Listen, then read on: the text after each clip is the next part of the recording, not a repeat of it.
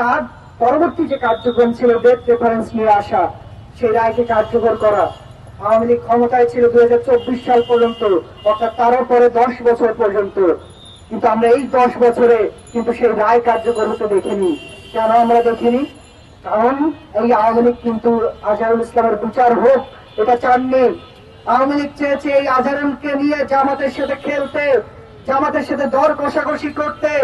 যার বিপরীতে কিন্তু আমরা আজকে এখানে যারা মুক্তিযুদ্ধের সত্যিকারের পক্ষের শক্তি, মুক্তিযুদ্ধের চেতনাকে ধারণ করে মুক্তিযুদ্ধের যে লক্ষ্য, সেই লক্ষ্য বাস্তবায়নের জন্য আমরা লড়াই সংগ্রাম করছি, তাই আজকে আমরা রাজপথে আছি, আমরা প্রতিরোধ জারি রেখেছি।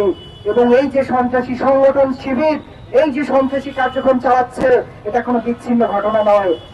তারা যে চিন্তা, যে রাজনৈতিক দর্শন ধারণ করার কারণে 1971 সালে এইরকম একটা গণবিরোধী জায়গায় তারা চলে গিয়েছিল, একই রকম চিন্তা, একই রকম রাজনৈতিক দর্শন ধারণ করার কারণে আজকের সময়ে বিভিন্ন পর্যায়ে তারা কিন্তু এরকম গণবিরোধী জায়গায় চলে যাচ্ছে, এবং তার নমুনা কিন্তু আজকে আমরা দেখছি।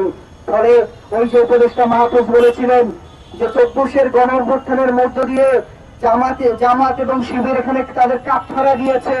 আমরা বলছি জামাত এবং শিবিরের কাঠফাড়া দেওয়ার কোনো সুযোগ নাই।